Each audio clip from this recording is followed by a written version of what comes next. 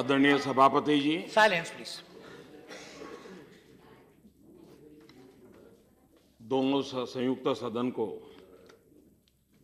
राष्ट्रपति जी के अभिभाषण पर धन्यवाद देने के लिए मैं आपके सामने उपस्थित हुआ हूं। करीब 40 आदरणीय सदस्यों ने इस चर्चा में हिस्सा लिया है। श्रीमान गुलाम नबी आजाद जी, श्री नीरज शेखर जी, श्री ए नवनीत कृष्णन जी, श्री डेरेक जी, श्री डी राजा, श्री शरद यादव जी, श्री सीताराम जी, श्रीमान अहमद भाई और अभी श्रीमान आनंद शर्मा जी। मैं आप सबका बहुत आभारी हूं और भी जिन माननीय सदस्यों ने विषय रखा है उसके लिए भी मैं आभारी हूं। ज़्यादातर जो चर्चा रही है वो डीमोनेटाइजेशन के आसपास रही है। इस बात का हम इनकार नहीं कर सकते कि हमारे देश में ये बुराई आई है।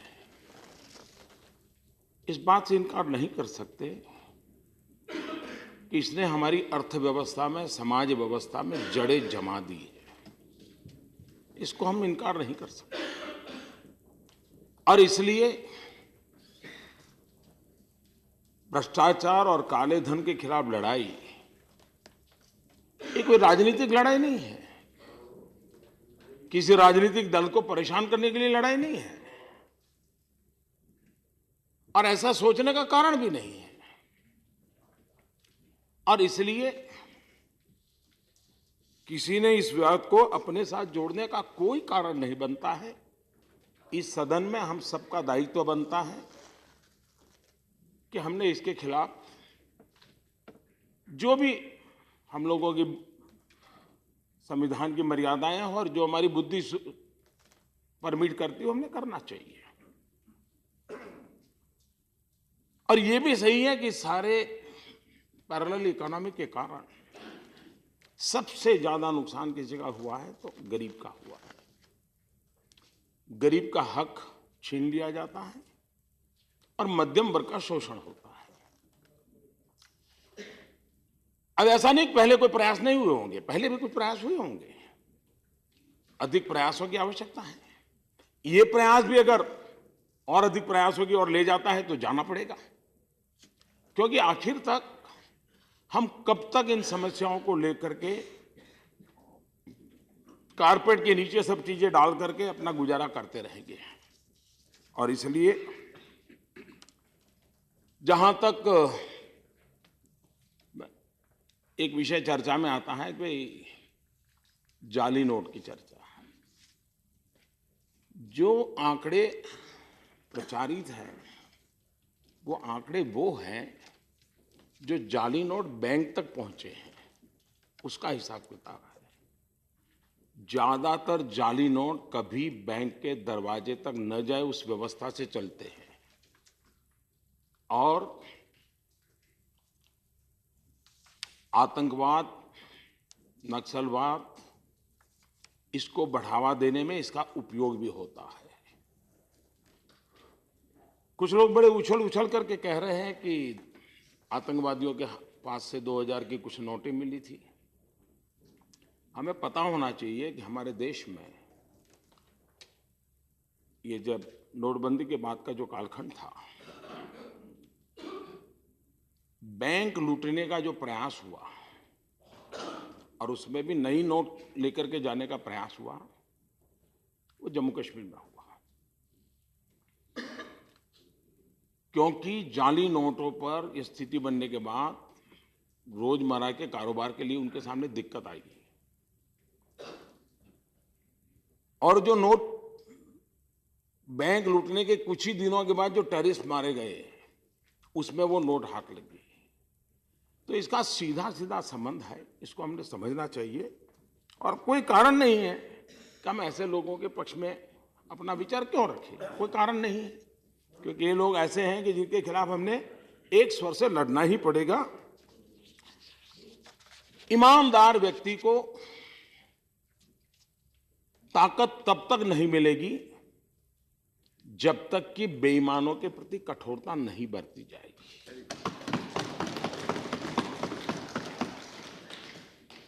और इसलिए इन कदमों का अल्टीमेट लाभ ईमानदार शक्तियों को बल मिलने वाला है, ऐसा हमारा स्पष्ट मत है। आदरणीय सभापति जी, बहुत वर्षों पहले एक वांचू कमेटी बनी थी और नोटबंदी के आर्थिक जरूरतों को समझ में उन्होंने उस समय श्रीमती इंदिरा जी जब थी तब उन्होंने अपना रिपोर्ट दिया था और यशवंतराव जी चौहान उससे सहमत भी थे, उसको आगे बढ़ाना चाहते थे। लेकिन उस समय इंदिरा जी ने कहा कि अरे भाई, हमको तो राजनीति में है, चुनाव उनाव लड़ने रहते हैं। ये गोडबोले जी की किताब में है जी, गोडबोले जी के आपको गोडबोले जी जो यशवंतराव चौहान के बैठ जाइए। अच्छा होता प्लीज सिट डाउन। एक मिनट प्लीज सिट डाउन। एक मिनट प्लीज सिट डाउन। अच्छा होता गोडबोले जी की इस किताब पर भाई बैठ जाइए, सुन लीजिए पहले। एक मिनट आनंद जी, मेरा पूरा करने के बाद आप खड़े हो जाइए। आप बैठ जाइए सर, बैठ जाइए प्लीज। आप एक बार भाई बैठ जाइए आप। Please sit down. Continue, please continue. ऊपर आरोप नहीं है प्लीज। गोडबोले जी की किताब जब छपी, अच्छा होता आपने इतनी जागरूकता दिखाई होती और उस किताब के खिलाफ आवाज उठाई होती। आप सोए थे क्या कर रहे थे आप? और इंदिरा जी के ऊपर इतना बड़ा आरोप लग जाए और एक अफसर आरोप लगा दे और अभी तक आप सोए रहे। अरे आपकी जगह में मैं होता तो गोडबोले जी के खिलाफ केस कर देता।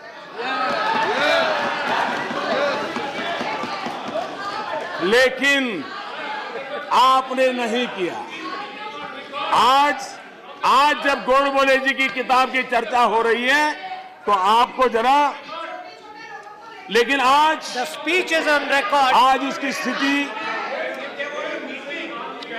उसकी स्थिति थोड़ी और आगे बढ़ी है। भाई बैठ जाइए प्लीज। जब वांचू कमेटी ने रिपोर्ट दिया था, जब वांचू कमेटी ने रिपोर्ट दिया था तब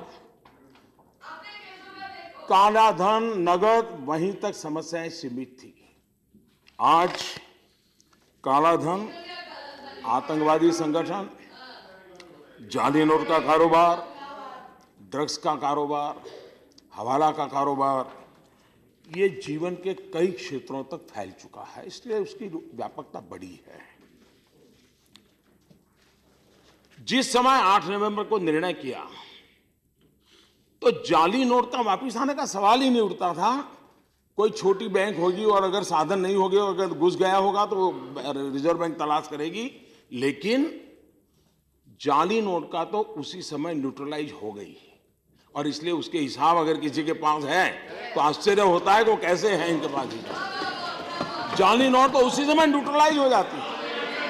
और सबसे बड़ा इसी का कारण हुआ है, और आपने एक टीवी खबर भी देखी होगी,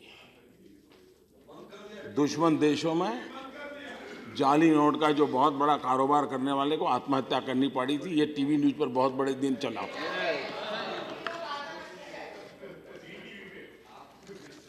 आप देखिए हमारे देश में 30-40 दिवस में 700 से ज्यादा माओवादियों ने सरेंडर किया हो 30-40 दिन में। ये पहली बार हुआ। ये नवंबर दिसंबर के दरमियान 40 दिन में करीब 700 लोगों ने सरेंडर किया है और उसके बाद भी ये प्रक्रिया चल रही है। अगर माओवादी सरेंडर करें, उसका संतोषी सदन में किसी को न हो, ऐसा हो नहीं सकता है। कैसे हो सकता है? और अगर नहीं हो रहा है तो फिर कुछ मतलब और है।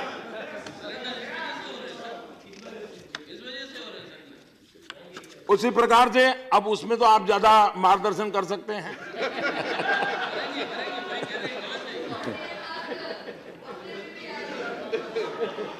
ये भी बात सही है कि देश के फॉर्मल व्यवस्था में धन होना बहुत जरूरी है। 1000 की नोट छपने के बाद सामान्य चलन में जाती ही नहीं थी। 500 की नोट बहुत कम जाती थी, 1000 की नोट बहुत कम जाती थी और बंडल के बंडल का कारोबार चलता रहता था। यह हकीकत है, इस हकीकत का हम इनकार नहीं कर सकते हैं। अब जब इतनी बड़ी करेंसी बैंकों के पास आई है तो स्वाभाविक है कि बैंकों की सामान्य व्यक्ति को पैसे देने की ताकत बढ़ेगी। ब्याज दर एक साथ सभी बैंकों ने ब्याज दर कम किया हो, वो पहली बार हमारे देश में हुआ था। और उसका बैंक का लाभ सामान्य लोगों के लिए, यहां पर असंगठित कामगारों की बात हो रही है। सचमुच में आप लोगों से, खास करके सीताराम जी और उनकी पार्टी से तो ये अपेक्षा रहेगी कि असंगठित कामगारों को उनके वेतन के संबंध में सुरक्षा मिलनी चाहिए। ये हकीकत है कि जितना कहा जाता है उतना दिया नहीं जाता। दिया जाता है उसमें भी बाहर एक आध आदमी खड़ा रहता है, वो कट लेता है। ये बीमारियां हम सब जानते हैं, लेकिन ऐसी बहुत सी बुरी बीमारियां से हम परिचित हैं। और इसलिए अगर ये व्यवस्था हम खड़ी करते हैं तो उस श्रमिकों का लाभ मिलेगा। समय रहते ईपीएफ के साथ भी जुड़ेंगे, ईएसआई स्कीम के साथ भी जुड़ेंगे। श्रमिकों को एक बहुत बड़ी सुरक्षा इसके कारण संभव बनने वाली है और उस दिशा में हमारा प्रयास है। असम के टी बागान का एक उदाहरण मैं देना चाहता हूं। वहां की सरकार ने थोड़ा इनिशिएटिव लिया। चाय बाग में काम करने वाले मजदूरों के लिए उन्होंने बैंक के खाते खुलवाए, करीब 60 लाख। मोबाइल ऐप पर उनसे कारोबार करना सिखाया। शुरू में यूनियन वालों ने मना किया, नहीं कैश पैसा देना पड़ेगा, क्योंकि उसमें बाकी चीजें जुड़ी हुई थी। इसके कारण इन चाय बागान के मजदूरों को पूरा वेतन मिलने लगा, कट गया और उस इलाके में उनका कारोबार सुरक्षित हुआ। एक बहुत बड़ा अच्छा एक्सपीरियंस है और मैं समझता हूं कि इसको हमने उसी प्रकार से नोटबंदी के संबंध में कोई विदेशी अखबार को कोट करते हैं, कोई विदेशी अर्थशास्त्रियों को कोट करते हैं। एक ऐसा फलक है कि अगर आप 10 कोट करेंगे तो मैं 20 कर सकता हूं। आप अगर 10 महापुरुषों के कोट कर सकते हैं, 20 करो। ये इसलिए हो रहा है कि विश्व में इसका कोई पैरेलल ही नहीं है। दुनिया में कहीं इतना बड़ा और इतना व्यापक निर्णय कभी हुआ नहीं। और इसलिए दुनिया के अर्थशास्त्रियों के पास भी इसका लेखा जोखा करने का कोई मापदंड नहीं है। ये एक बहुत बड़ा दुनिया के अर्थशास्त्रियों के लिए, दुनिया की यूनिवर्सिटीज के लिए ये बहुत बड़ा केस स्टडी बन सकता है। और भारत ने कितना बड़ा निर्णय किया है, इसका भी उसी प्रकार से जन सामान्य, देश की जनशक्ति क्या होती है। और इस सदन में बैठे हुए सभी महानुभावों से कहना चाहता हूं कि इस नोटबंदी के बाद समाजशास्त्री जरूर अध्ययन करेंगे पहली बार देश में हॉरिजॉन्टल डिवाइड उभर करके आया है। और जब मैं हॉरिजॉन्टल डिवाइड कहता हूं, जनता जनार्दन का मिजाज एक तरफ और नेताओं का मिजाज दूसरी तरफ। वे जनता से इतने कटे हुए हैं, वो जनता से इतने कटे हुए हैं। पहली बार हमें संतोष होना चाहिए। आमतौर पर सरकार जब कोई निर्णय करती है तो जनता और सरकार आमने सामने रहती है, बाय एंड लार्ज कोई भी सरकार हो। ये पहली ऐसी घटना है कि कुछ लोग तो उधर थे लेकिन सरकार और जनता साथ साथ थे। उसी प्रकार से इस बात का हम लोगों को गर्व होना चाहिए। हो सकता है आपकी कठिनाइयां कुछ होगी, लेकिन इस बात को हमने समझना होगा और विश्व के सामने हम गर्व के साथ कह सकते हैं कि इस देश के 125 करोड़ लोग ऐसे हैं, वो अनपढ़ हो सकते हैं, शिक्षा शायद न भी मिली हो, जैसा आप वर्णन करते थे, जो रिपोर्ट कार्ड अभी दे रहे थे आप कि ऐसा है ऐसा है ऐसा है, वो सब होते हुए भी ये देश है जो अपनी भीतर की बुराइयों से बाहर निकलने के लिए मेहनत कर रहा है, तड़प रहा है। ये कोई भी राजनेता हो, दल कोई भी हो, ये हम लोगों के लिए गर्व का विषय है कि इस देश में ऐसे जन हैं, ऐसे नागरिक हैं जो अपनी बुराइयों को खिलाफ लड़ने के लिए, कष्ट झेलने के लिए तैयार होते हैं, कठिनाई झेलने के लिए तैयार होते हैं और बुराइयों से निकलने के रास्ते खोज रहे हैं। और इसलिए हमने भी इस बात को समझना होगा।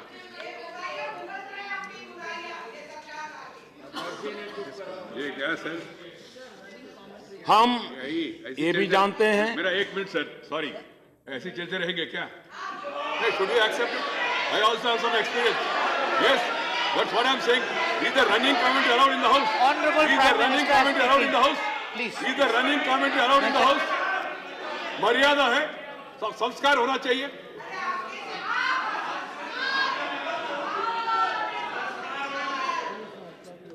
Order, सभापति महोदय जी, please silence. आपकी अध्यक्षता के नीचे सब चल रहा है। हम तो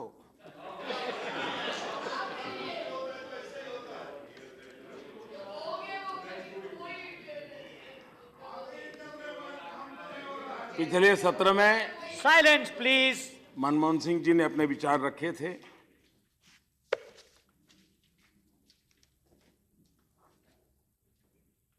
ये बात सही है कि अभी शायद एक किताब निकली है आपकी तरफ से, उसकी फॉरवर्ड डॉक्टर साहब ने लिखी है। मैं जब आपका रिपोर्ट देख रहा था, मुझे लगा शायद इतने बड़े अर्थशास्त्री हैं तो किताब में उनका योगदान होगा, लेकिन पता चला किताब किसी और ने लिखी, फॉरवर्ड उन्होंने लिखी है। तो उनके भाषण में भी मुझे ऐसा लगा, उनके भाषण में भी ऐसा लगा कि शायद ये बात बड़ी समझने की है। पिछले करीब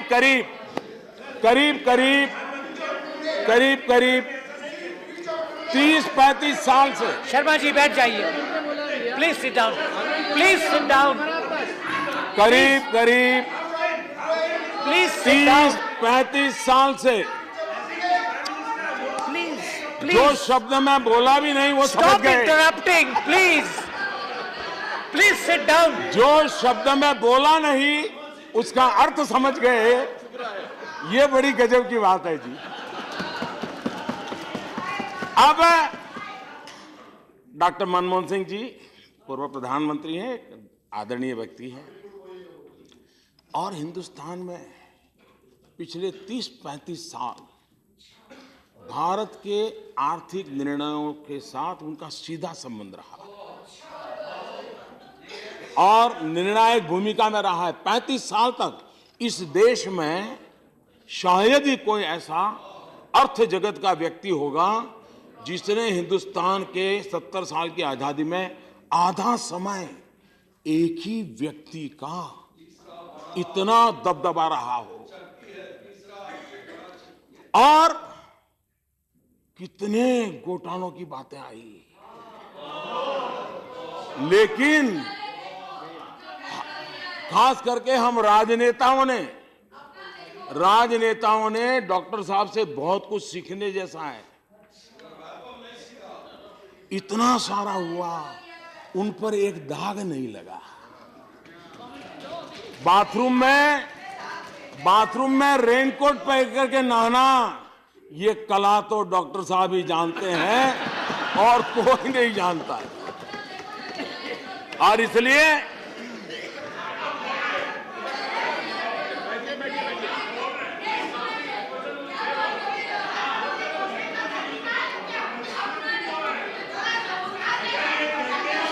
बैठ जाइए। Please. Let's sit down. Please sit down. Please. Order in the house, please. Order in the house, please. Please sit down. Everyone, go back to your places. No, you can't do this. No. You can't do this. Sit down, everyone. Order, please. Please sit down. Everyone back to your places. Go back to your place. आप बैठ जाइए। नहीं, विप्लव जी आप जाइए अपनी जगह पे वापस जाइए। Please go back.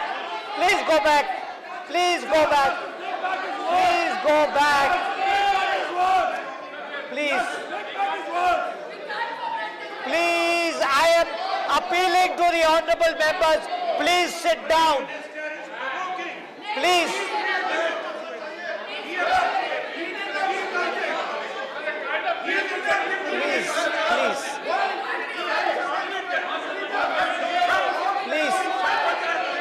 This is not, you can't do this, please.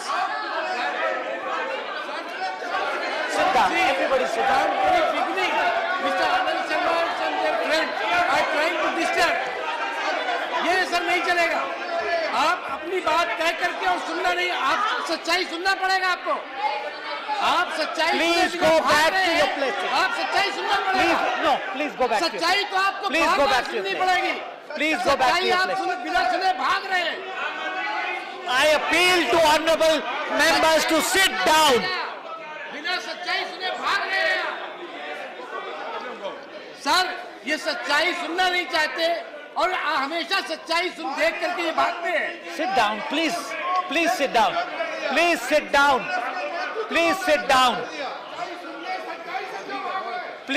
down. इतनी गंदी बातें कही गई हमारे प्रधानमंत्री के बारे में। Please maintain the decorum of the house. Doctor साहब ने क्या कहा नोटबंदी के बारे में? हम लोग चुप रहे। भाई आप लोग क्या कर रहे हैं? I request you to go through the records. The Prime Minister was called as Hitler. The Prime Minister was called as Mussolini. The Prime Minister was Which called as record are you referring to? Yes, it happened in this house. The same party. Appropriate the same people. action would have been taken. What are they trying to preach us? Please don't do this. Don't do this.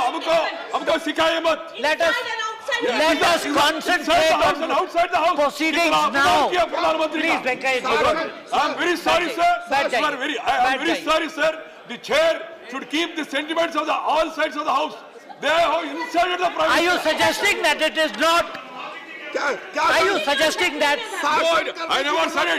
You understand our pain. I understand everybody's The sentiment. Prime Minister who has been elected Will by you the please sit something down, majority of the house, the Venkaya ji? entire world. Venkaya is appreciating ji, the Prime Minister. please. And these people call Prime Minister by Please name. sit down. They are Please sit divided. down.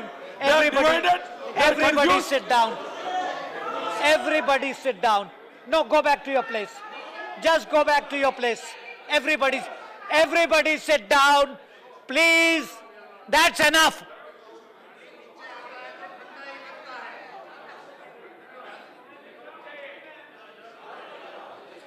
Please sit down, everyone. Please, everyone sit down.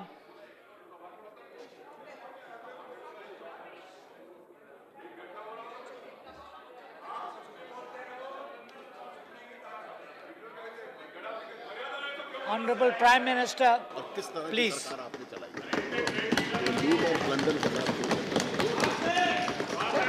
आदरणीय सभापति जी, इतने बड़े पद पर रहे हुए व्यक्ति ने सदन में जब लूट और ब्लंडर जैसे शब्द प्रयोग किए थे तो 50 बार उधर भी सोचने की जरूरत थी कि मर्यादा अगर लांघते हैं तो सुनने की भी तैयारी थी। और हम उसी कॉइन में वापस देने की ताकत रखते हैं जी।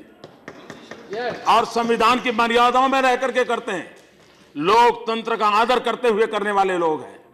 लेकिन किसी भी रूप में पराजय स्वीकार ही नहीं करना, ये कब तक चलेगा?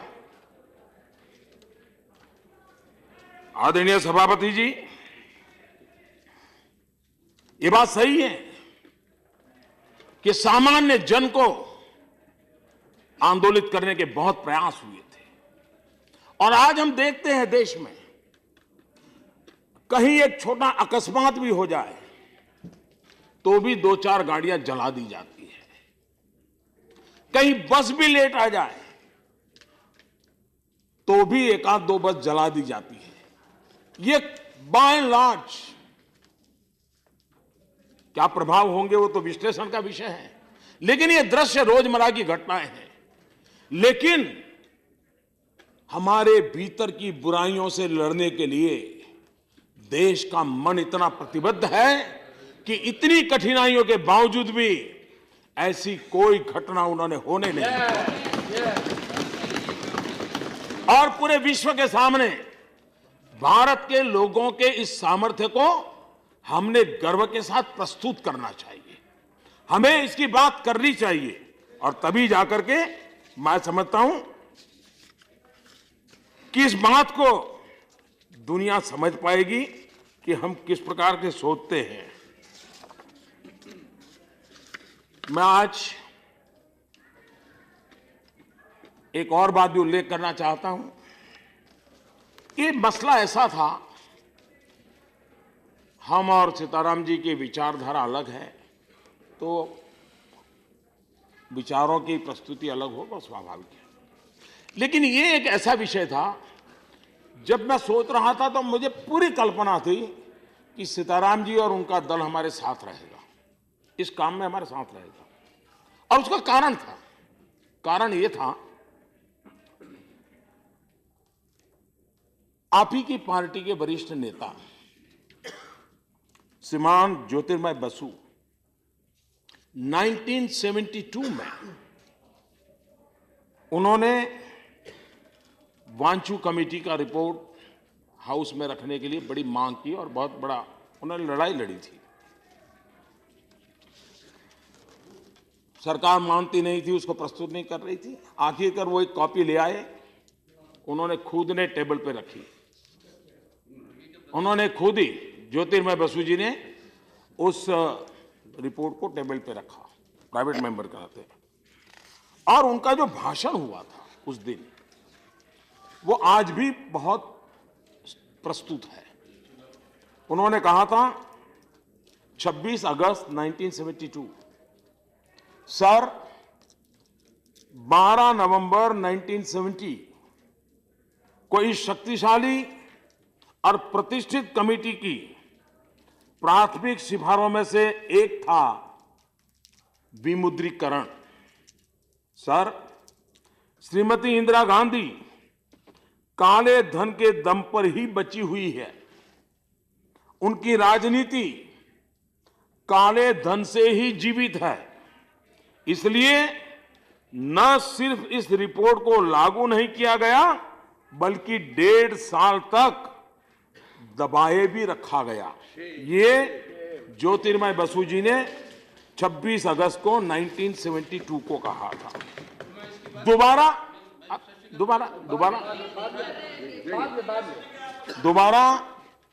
4 सितंबर 1972 लोकसभा में भाषण करते हुए ज्योतिर्मय बसु जी ने कहा था, मैंने विमुद्रीकरण और अन्य उपायों की सिफारिश की है।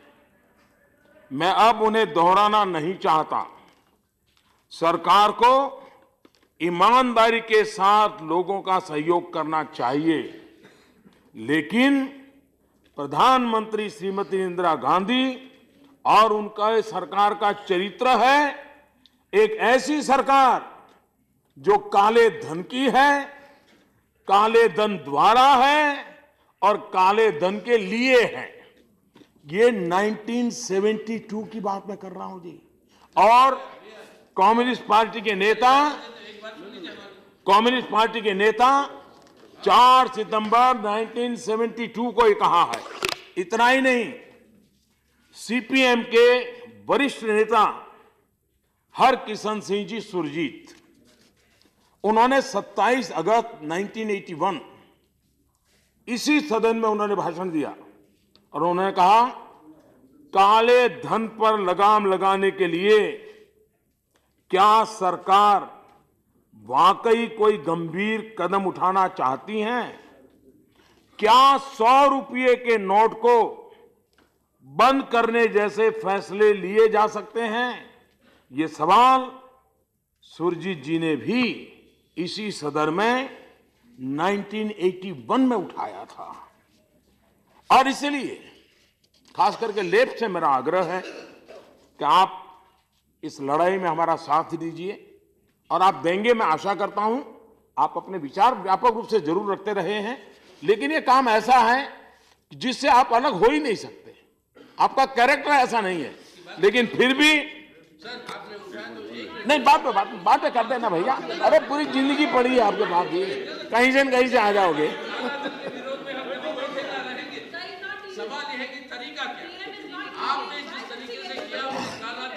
बैठिए please sit down. Sitaram ji please sit down. ये तो समय बताएगा। Please sit down please. ये बात सही है कि लोकतांत्रिक व्यवस्थाओं में इतने कड़े फैसला लेना आमतौर पर लोग मानते हैं भाई पॉपुलिस्ट कदम लेना ये लोकतंत्र का स्वभाव बन जाता है, शॉर्ट टर्म गोल को लेकर के करना स्वभाव बन जाता है। और इसलिए इतना बड़ा फैसले को समझने के लिए भी थोड़ा समय लगता है। तो उसमें मैं किसी का दोष नहीं देता हूं। धीरे धीरे लोग समझ जाएंगे, जो आज इसका विरोध कर रहे हैं उनको भी समझ आएगा कि इतना बड़ा फैसला कितना बड़ा देश का भला करने की संभावनाएं लेकर के आया है और हम उसको आगे बढ़ाना चाहते हैं। यहां पर डिजिटल व्यवस्था के संबंध में चर्चा हो रही है। मैं हैरान हूं, जो जितने भाषण हुए सामने से, इस देश में ये नहीं है, टिकना नहीं है, फलाना नहीं है, ये नहीं हुआ, वो नहीं हुआ, टॉयलेट है तो पानी नहीं है, पता नहीं जात जात का बोले। मैं सोच रहा था ये जो बोल रहे हैं वो क्या बोल रहे हैं। मुझे लगता है वो 70 साल के हिंदुस्तान की सरकारों का रिपोर्ट कार्ड दे रहे थे। जो भी बोल रहे थे ये नहीं है तो 70 साल का ये रिपोर्ट कार्ड है। आज 70 साल में मेरा कंट्रीब्यूशन 2.5 साल का ही है। ये हमने, हाँ, आपने टॉयलेट बनाया तो मैंने ताला लगा दिया क्या? आपने रोड बनाया तो मैंने उखाड़ के फेंक दिया क्या? आपने पानी का नल डाला था और मैंने आकर ट्यूब काट दी क्या? ये हकीकत है। कोई ये नहीं कहता है कि हिंदुस्तान के हर कोने में डिजिटल व्यवस्था है। कौन कहता है? सवाल ये है कि माइंडसेट बदलने के लिए जहां संभावना है वहां हम इसको कर सकते हैं कि नहीं कर सकते हैं। मान लीजिए दिल्ली शहर में संभावना है, चलो भाई दिल्ली से शुरू करो। हम लोग पॉजिटिव कुछ कंट्रीब्यूट करो। बिहेवियरल चेंज का विषय है। अगर कलकत्ता के लोगों के पास मोबाइल फोन है, कलकत्ता में लोगों के पास अगर डिजिटल कनेक्टिविटी, वहीं तो शुरू करो। हो सकता है दूर सुदूर बांग्लादेश की बॉर्डर के गांव में नहीं होगा, ये कहना। और दूसरा, हम इस बात का तो गीत गाते रहते थे, हमने ये कर दिया, हमने वो कर दिया, टिकना कर दिया। अब जब उसको लागू करने की बात आई तो हमें तकलीफ हो रही है। आवश्यकता है। दूसरा, हम शब्दों का खेल खेलते हैं। हर कोई मानता है भाई, किसी भी बच्चे को पूछो, भाई स्कूल डेली जाते हो?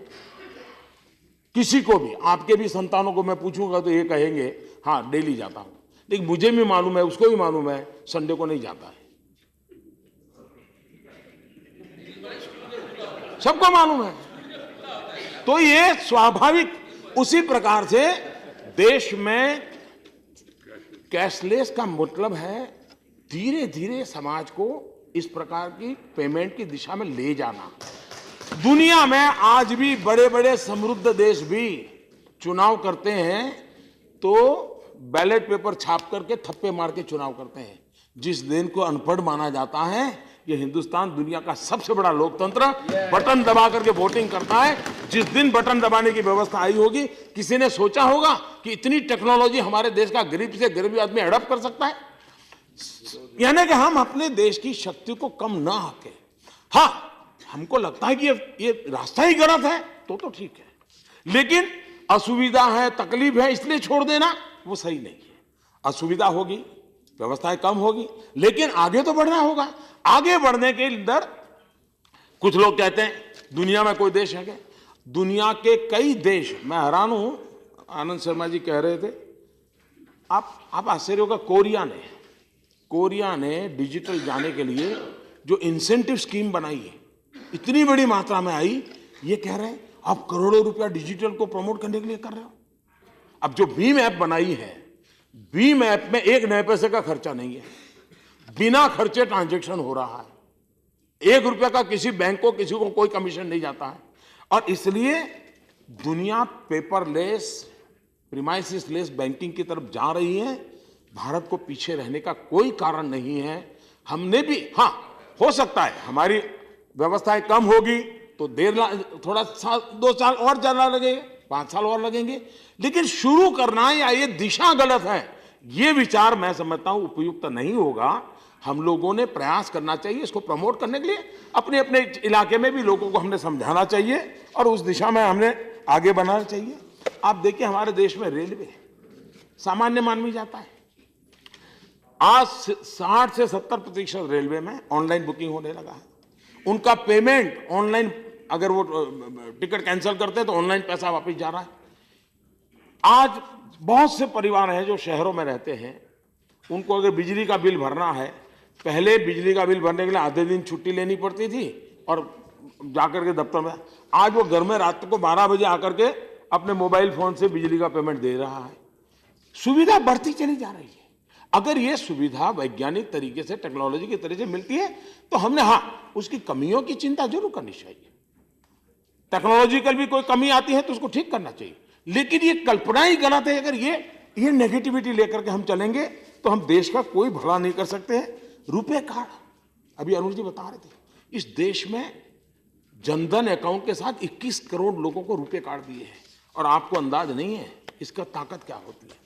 आमतौर पर जेब में ये कार्ड होना ये बड़ा प्रेस्टिजियस बन गया एक वर्ग के लिए, पेमेंट करना तो कार्ड से निकालना, ये भी हवा बन गई। ये गरीब का तो विषय ही नहीं है जी। अभी मुझे अनंत कुमार जी बता रहे थे, वो बेंगलोर से आ रहे थे, तो उनके साथ कोई आईटी प्रोफेशनल कोई बैठे थे, तो उन्होंने अपने ड्राइवर की घटना सुनी। बोले उनका ड्राइवर बहुत खुश है इस डिमोनेटाइजेशन से। तो बोले क्यों? बोले देखिए आज कोई बड़ा आदमी कार्ड रखता है, मैं भी कार्ड रखता हूँ। वो कार्ड दिखाने लगा, उसका बड़ा आनंद था। अब देखिए ये समाज के सामान्य व्यक्ति के जीवन में भी एक बदलाव की व्यवस्था, एक नया आत्मविश्वास पैदा होता है। जिसके घर में एक साइकिल भी नहीं आती है ना, उस खुशी से समा नहीं पाता है। मोटरसाइकिल आ जाती है, जिसके पास स्कूटर हो, अगर कार छोटी सी लाता है, पुरानी भी लाता है, वो गर्व करता है। हमने समाज के छोटे छोटे लोगों के जो एस्पिरेशंस हैं, उस एस्पिरेशंस को पूरा करने की दिशा में हमारा प्रयास होना चाहिए। और उसे डायरेक्ट बेनिफिट ट्रांसफर, कितना बड़ा फायदा हुआ है। मैंने उस सदन में विस्तार से कहा है, डायरेक्ट बेनिफिट ट्रांसफर के द्वारा करीब करीब 50,000 करोड़ रुपया जो कभी लीकेज होते थे और हर वर्ष होते थे, अब तक बचा पाए और आगे पता नहीं कितने बच पाएंगे। डायरेक्ट बेनिफिट, स्कॉलरशिप जैसे में एक ही व्यक्ति 6 जगह से लेता है। विधवा पेंशन, जो बेटी का जन्म नहीं हुआ वो विधवा भी हो गई और चेक भी कट रहे थे। ये डायरेक्ट बेनिफिट ट्रांसफर स्कीम के कारण ये जो लीकेजेस थे और बिचौलिए ले जाते थे, इसमें बहुत बड़ा देश का खजाना जो लूटा जा रहा था उसमें रोक लगी है। तो डायरेक्ट बेनिफिट स्कीम का भी इसके कारण फायदा हुआ है और हमें कोशिश करनी चाहिए डिजिटल पेमेंट को बढ़ाने के लिए। हम जितना प्रयास करते हैं हमारा करते रहना चाहिए। सरकार ने उस व्यवस्था को विकसित करना, पॉस मशीन की आवश्यकता, बहुत तेजी से पॉस मशीन बढ़ाए जा रहे हैं। मोबाइल पेमेंट के लिए, ई वॉलेट के लिए प्रमोशन हो रहा है। इंटरनेट बैंकिंग की तरफ काम चल रहा है। आधार बेस्ड पेमेंट, जिस प्रकार से टेक्नोलॉजी डेवलप हुई है, सिर्फ आधार के आधार पर कोई मोबाइल फ़ोन की भी ज़रूरत नहीं पड़ेगी, वो अपना पेमेंट दे पाएगा। वो दिन दूर नहीं होंगे और इसलिए इस व्यवस्थाओं को या तो थोड़ा हम समझने की कोशिश करें और अपनी टीमों को इसमें लागू करने के लिए प्रयास करें। बीम ऐप बहुत ही उत्तम प्रकार की व्यवस्था बनी है, भारत सरकार के छत्रछाया में बनी है और अगर भीम ऐप को जितना पॉपुलर करेंगे तो कोई व्यापारी या कोई बाहर की एजेंसी को कोई लेना देना नहीं होगा। सीधा सीधा एक एनेबल प्लेटफॉर्म है जिसका लाभ लोग ले सकते हैं। हमने इसको करना चाहिए। अब देखिए, ड्राइवर जो हाईवे पर जाता है, हम जानते हैं कि व्हीकल रुकने के कारण कितना खर्चा हमारे पेट्रोल डीजल का होता है। 8 नवंबर के बाद उस पर भी बल थोड़ा दिया गया कि भाई ड्राइवर एक टोल टैक्स पर गाड़ियां अपना टैक्स देने में टेक्नोलॉजी का उपयोग करें और रेडियो फ्रीक्वेंसी आइडेंटिफिकेशन RFID के जरिए। पहले इक्के दुक्के लोगों के पास वो व्यवस्था थी। इतने कम समय में आज करीब करीब 20% ट्रैफिक ये RFID के द्वारा पेमेंट करता है। कार आती है, सीधा उसका रजिस्ट्रेशन हो जाता है, बैंक में डिलीवर हो जाता है, उसको रुकना नहीं पड़ता, चली जाती है। ये अगर बढ़ेगा देश का कितना पेट्रोल बचेगा। और हमारे देश में टोल टैक्स पर यह स्थिति बनी है। उसी प्रकार से पेट्रोल पंप पर करीब करीब 29% 30% लोग आज डिजिटल करेंसी से काम करना शुरू कर दिए हैं। हमने चंद्रबाबू नायडू जी के नेतृत्व में कमेटी बनाई, उसका अंतरिम रिपोर्ट आया है, उसका अध्ययन हो रहा है, फाइनल रिपोर्ट उनका आने वाला है। लेकिन हम बदलाव के लिए तैयारी करें और मुझे लगता है कि एक विषय बैंकिंग सिस्टम, अगर आप कुछ भी कहते हैं तो फिर मैं कहता हूं वो रिपोर्ट कार्ड है, पुरानी कार्यकाल का वो रिपोर्ट कार्ड है। इस सरकार ने आकर के सबसे पहले तो एक डेट रिकवरी ट्रिब्यूनल की रचना की 6, ताकि बैंकों में जो डेट, इस सरकार ने इनिशिएटिव लिया, बैंकों में जो अपॉइंटमेंट होती थी उसके लिए कोई नियम नहीं थे, ऐसे ही चल रहा था, घिसी-पिटी व्यवस्था थी। इस सरकार ने बैंक बोर्ड ब्यूरो बनाया, इंडिपेंडेंट एजेंसी है, वही रिक्रूटमेंट करती है, उसके चेयरमैन, मैनेजिंग डायरेक्टर, उसके डायरेक्टर वगैरह। बैंकिंग व्यवस्था को प्रोफेशनलिज्म लाने का हमने प्रयास किया है। बैंक और फाइनेंस जगत, बैंकिंग सेक्टर, इकोनॉमिक वर्ल्ड, इनकी एक राउंड टेबल कॉन्फ्रेंस 2 दिन की गई। हमारे देश की बैंकिंग को ग्लोबल लेवल के स्टैंडर्ड में कैसे लाया जाए, विस्तार से उन्होंने आत्ममंथन किया, चिंतन किया, अपनी कमियों को भी समझा, ठीक करने का प्रयास किया। रिजर्व बैंक की गरिमा,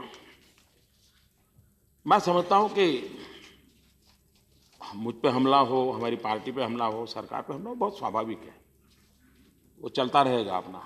लेकिन रिजर्व बैंक को घसीटने का कोई कारण नहीं, रिजर्व बैंक के गवर्नर को घसीटने का कोई कारण नहीं। हमने ऐसी इंस्टीट्यूशंस की मान मर्यादाओं का पालन करने में हम लोगों का योगदान होना चाहिए। और इसके पहले गवर्नर थे, तब भी कुछ लोगों ने आवाज़ उठाई थी, मैंने उसका भी विरोध किया था कि शोभा नहीं देता। ऐसी चीज़ों को विवादों से परे रखना चाहिए। बाकी सरकार की व्यवस्थाएं हैं, वो चलती रहेगी, उसको हमने करना चाहिए। अर्थव्यवस्था चलाने में रिजर्व बैंक की बहुत बड़ी भूमिका होती है। उसकी क्रेडिबिलिटी की दिशा में हम लोगों का पॉजिटिव सक्रिय योगदान होना चाहिए।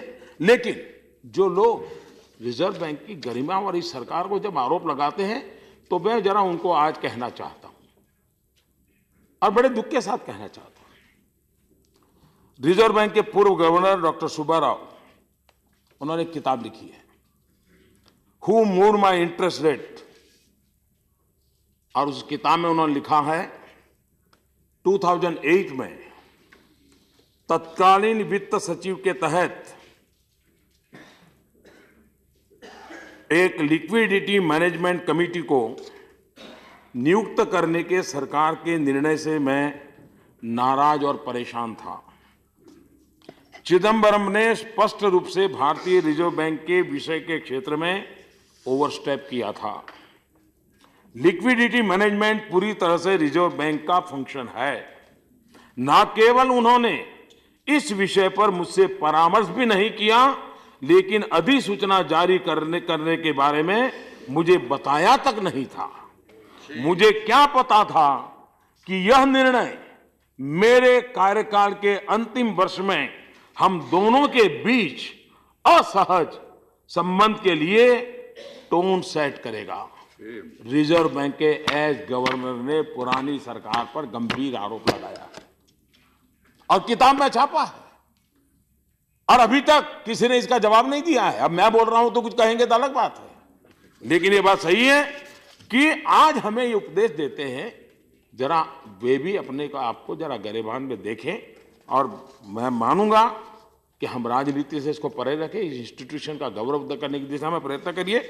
और हमने क्या किया है, आरबीआई की ताकत बढ़े उसके निर्णय इस सरकार ने आकर के किए हैं। हमने आरबीआई एक्ट संशोधन करके मॉनेटरी पॉलिसी कमेटी की स्थापना की। ये कई वर्षों से उसकी चर्चा चल रही थी, कोई नहीं कर रहा था, हमने की। इस समिति को मॉनेटरी पॉलिसी संचालन की पूरी स्वायत्ता दी गई। इस समिति के प्रमुख आरबीआई के गवर्नर हैं। आरबीआई के 2 अधिकारी के अलावा 3 विशेषज्ञ इसके सदस्य हैं। इस समिति में केंद्र सरकार का एक भी सदस्य नहीं रखा गया है, और इससे बड़ी स्वायत्ता, मॉनेटरी पॉलिसी बहुत बड़ी बात होती है, इतनी बड़ी स्वायत्ता कोई कल्पना नहीं कर सकता है, इस सरकार ने आरबीआई को दी है, और उसके कारण आरबीआई की ताकत को बढ़ावा मिला है। ये बात सही है। कई विषयों पर यहां चर्चाएं हुई हैं। कोई सरकार सोने के लिए तो आती नहीं है। पहले भी जो सरकारें आई हैं उन्होंने भी कुछ न कुछ करने का तो प्रयास किया होगा। हम ये तो नहीं कहते किसी ने बिल्कुल कुछ किया ही नहीं होगा। और मैं कहता, मैं लाल किले पर से बोला हूं, लाल किले पर से, और हिंदुस्तान के और किसी प्रधानमंत्री ने बोला नहीं है जो मैंने बोला। मैंने कहा है देश आजाद हुआ तब से जितनी सरकारें आई, जितने प्रधानमंत्री आए, जितने लोग काम किए, इस सबका योगदान है, तब देश आज यहां पहुंचा। हम ऐसे लोग नहीं हैं, क्योंकि मुझे मालूम है और तो नाम लेने से कतराते हैं, उनको पसंद नहीं आता है कि कोई और ने भी कुछ काम किया उसका उल्लेख तक करे, और इतिहास गवाह है। लेकिन ये बात सही है कि इस सरकार ने गवर्नेंस के मुद्दे पर बहुत काम किया। छोटे छोटे निर्णय लगेंगे, लेकिन निर्णय ने सामान्य मानव की ताकत को बहुत बढ़ावा दिया है। हमने एफिडेविट की प्रथा दी, एमपी के घर, एमएलए के घर, कॉर्पोरेटर के घर लोग आकर के सुबह खड़े हो जाते हप्पा मरवाने के लिए, क्यों लग जाती थी, और वो न देखता था कुछ नहीं, एक प्यून बैठता था या कोई साथी कार्यकर्ता बैठता था, वो थप्पे मार देता था। हमने उस सर्टिफिकेट को सेल्फ अटेस्टेशन की व्यवस्था कर दी, और उसके कारण वो संकट में से भी सामान्य मान, क्योंकि आज फाइनल जब उसकी अपॉइंटमेंट होगी तो ओरिजिनल कॉपी लेके जाएगा। जेरोक्स का जमाना है, इस सब करने की क्या जरूरत है। नॉन गैजेटेड में हमने इंटरव्यू खत्म कर दिए, टेक्नोलॉजी के द्वारा तय होगा कि जो अपने उसके मेरिट होंगे, मेरिट के आधार पर नौकरी मिलेगी। उसके कारण करप्शन का है। 1100 से अधिक कानून को खत्म किया, इसी 2 सदनों ने खत्म किया। सीनियर पोस्ट पर नियुक्ति, कई अखबारों ने आर्टिकल लिखे हैं, पहली बार मेरिट के आधार पर अपॉइंटमेंट हो रही है। पुराने प्रक्रिया सारी मेरा तेरा सब चला गया है, और इस पर कई न्यूट्रल अखबारों ने बहुत अच्छे आर्टिकल भी लिखे हैं। डीबीटी, डायरेक्ट बेनिफिट के द्वारा लीकेजेस को रोका गया है। पहले कंपनी रजिस्टर करनी होती तो 24 घंटे, 7-7, 15-15 दिन, 2-2 महीने लगते थे। आज 24 घंटे में कंपनी रजिस्टर हो सकती है, ये व्यवस्था की। पहले पासपोर्ट पाने में महीने लग जाते थे, आज पासपोर्ट 1 हफ्ते के भीतर देने की व्यवस्था की है और अब पोस्टल में जो हेड ऑफिस है उसको भी पासपोर्ट ऑफिस में कन्वर्ट करने की दिशा में हम लोग काम कर रहे हैं और उसका भी लाभ सामान्य मानवी को मिलने वाला है और उस दिशा में हमारा प्रयास है। हम ये भी जानते हैं कोयले की नीलामी कितना बड़ा विषय था, आसानी से सरकार ने उसको लागू कर दिया, पारदर्शिता को लाए। एक बड़ा महत्वपूर्ण निर्णय किया है जिसकी अभी चर्चा काफी हुई नहीं है, लेकिन मैं इस सदन को बताना चाहता हूं। सरकार का जो खरीद करने की परंपरा होती है उसमें हम लोगों ने जेम GEM इसको लॉन्च किया है और जिसमें government e market place GEM, government e market place, और इस व्यवस्था को वर्ल्ड बैंक के south Asia procurement innovation award से भी सम्मानित किया गया और उसमें दुनिया में जिसको भी सरकार को देना होगा वो ऑनलाइन आते हैं, अपना लिस्ट रखते हैं और सरकार उसमें से तय कर सकती है। इतनी आर्थिक लाभ भी हुआ है और 5,000 रुपये से ज्यादा का पेमेंट करना हो तो इस GEM के माध्यम से कर सकते हैं। उस दिशा में हमने व्यवस्था की है।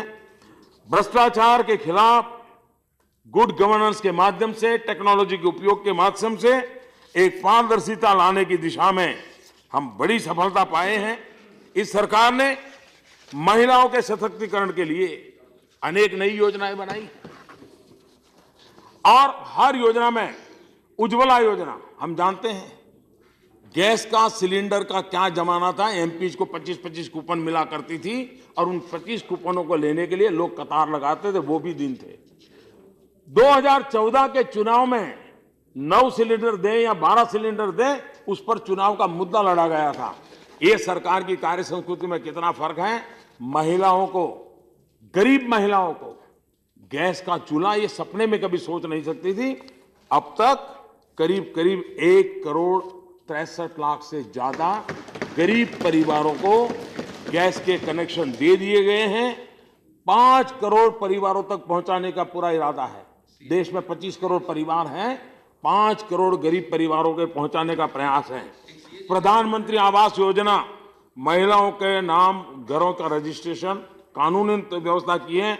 मनरेगा में 55% महिलाएं आज काम करने की हैं, जो पहले 40, 42, 45% हुआ करती थी।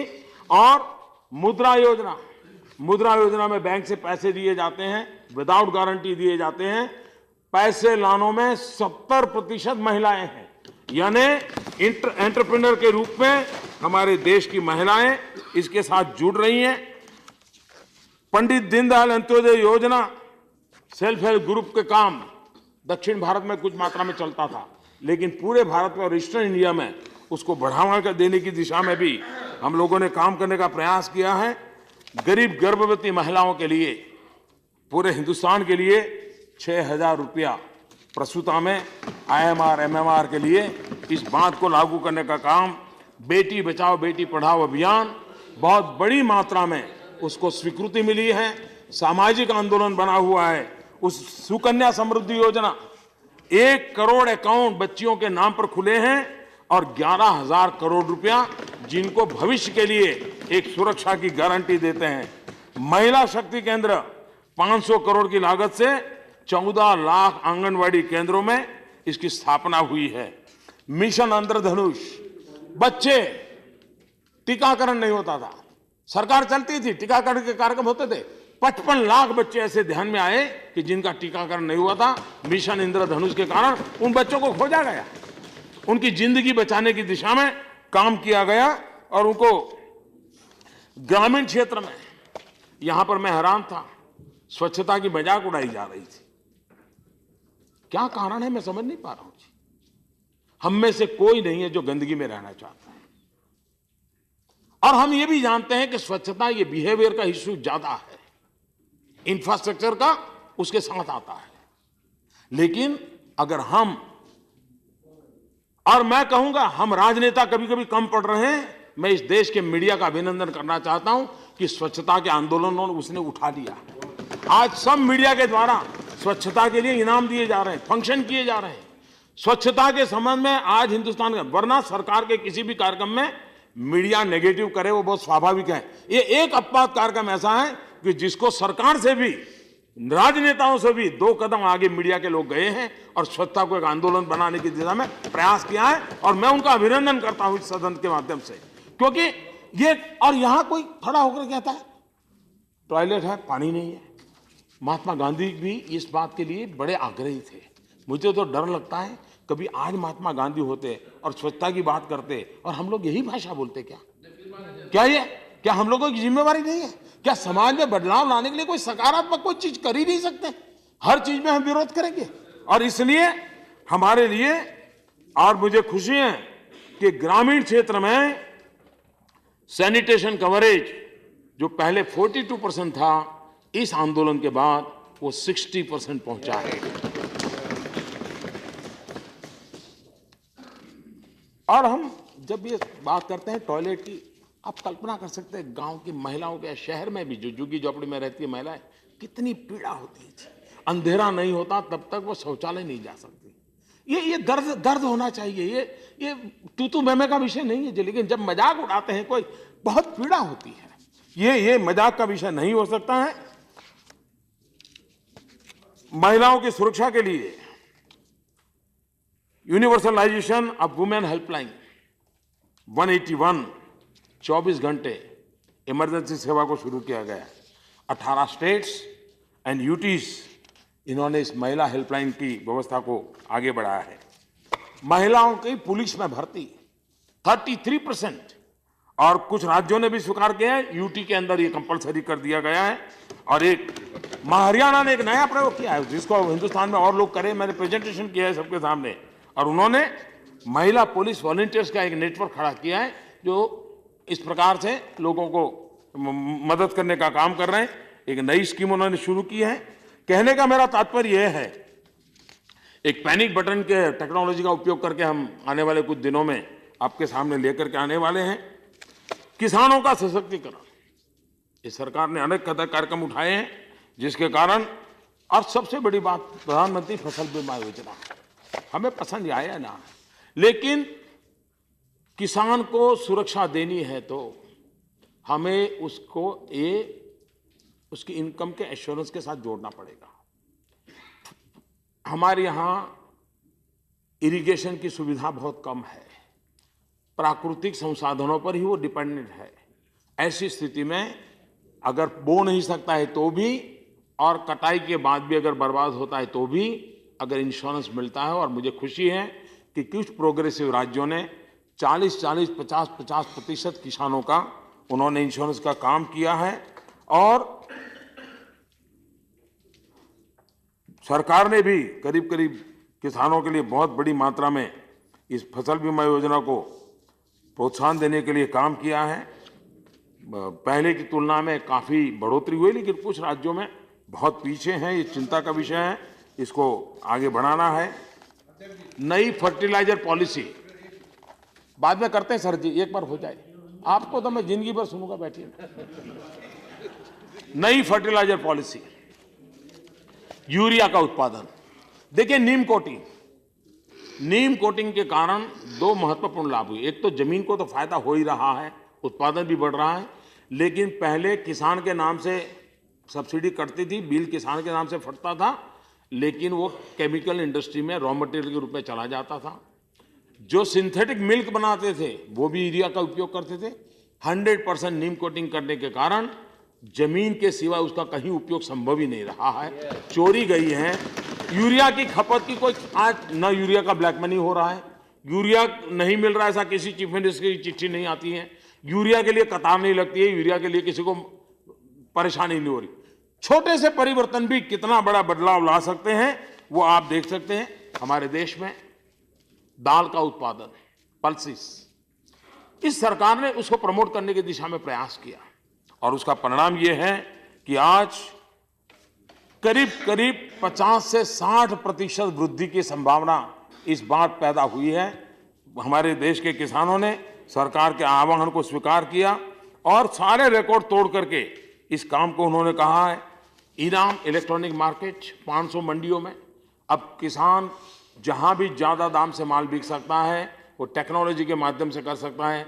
500 मंडी में मोबाइल फोन के द्वारा आज मेरा किसान अपना व्यापार कर सके, इस स्थिति बनी है।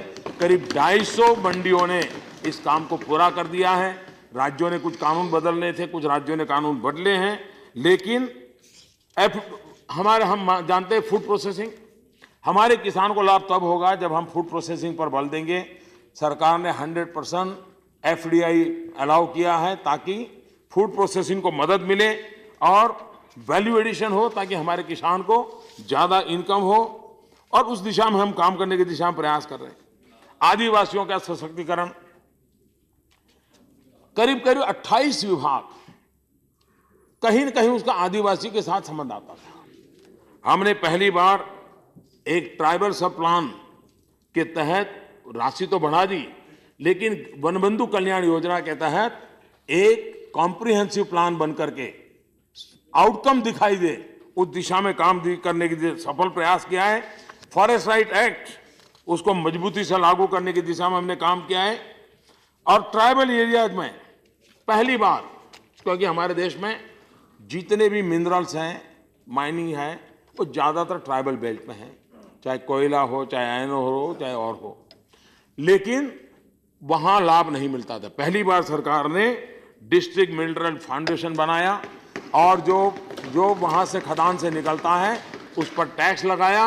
मुझे छत्तीसगढ़ के मुख्यमंत्री कह रहे थे कि मेरे 7 जिले ऐसे हैं कि जहाँ से जो खनिज निकलता है, ये आपने योजना की है, फाउंडेशन बनाया है, उसके कारण उन जिलों के विकास के लिए मुझे अब एक्स्ट्रा बजट की कभी जरूरत नहीं पड़ेगी। इतनी बड़ी मात्रा में राशि उन गरीब आदिवासियों के काम आने वाली, उसको हमने काम किया है। हमने रर्बन मिशन जो चलाया है, उसका सबसे बड़ा लाभ आदिवासी क्षेत्र में होने की संभावना है। आदिवासी इलाके में एक बड़ा मार्केट प्लेस डेवलप होना चाहिए।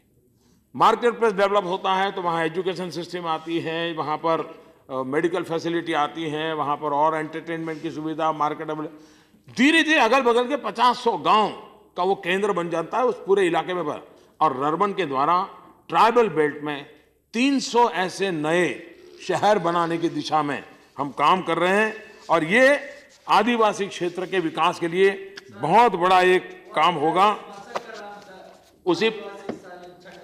उसी प्रकार से स्वच्छता मैंने प्रारंभ में किया था। स्वच्छता एक जन आंदोलन बनना चाहिए।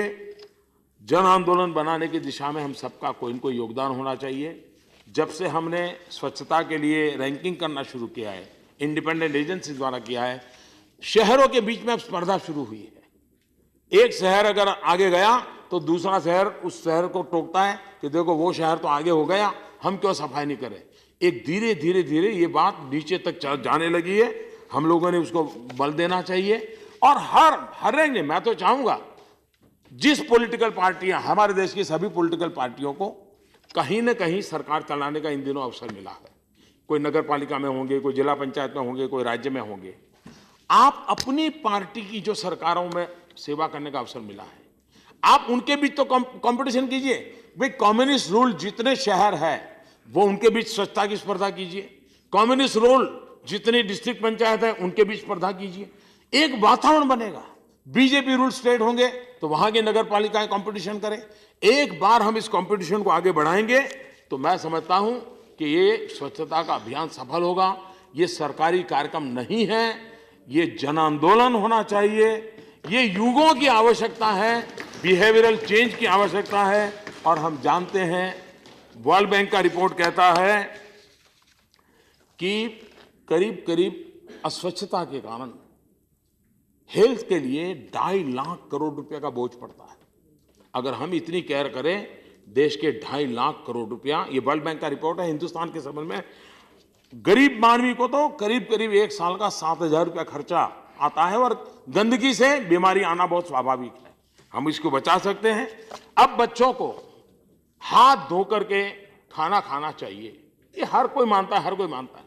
लेकिन अब हम कहें, कोई कहेगा वहां तो पानी नहीं है, वहां तो नल नहीं है, वहां तो ढिकना नहीं है, बच्चा कुएं पर जाएगा। अरे ऐसे थोड़ा सोचते हैं। ये जो सोच है, इसी सोच ने देश को यहीं दबोच के रखा हुआ है। अरे जरा कुछ सोचे तो सही, निकले तो सही। कठिनाइयां आएंगी तो रास्ते निकलेंगे, लेकिन हम घर में बैठ करके वहां बच्चों को हम हाथ धोने के लिए कह रहे हो, लेकिन वहां दिखना नहीं, फलाना नहीं, ऐसे देश बदलता नहीं जी। और इसलिए जो मैं इस मानसिकता से देश का हम बहुत नुकसान कर रहे हैं, और इस मानसिकता से हमने बाहर आना चाहिए। दुनिया में हम देखें, हमारे अड़ोस पड़ोस के देश, चाहे साउथ कोरिया देखें, चाहे मलेशिया देखें, थाईलैंड देखें, सिंगापुर देखें, छोटे छोटे देश, उन्होंने 15-15 साल लगा दिए स्वच्छता के लिए, 15 साल। और आज हम लोगों के लिए वो एक नमूना रूप मॉडल के रूप में वो नजर आते हैं। क्यों हम हिंदुस्तान में नहीं कर सकते?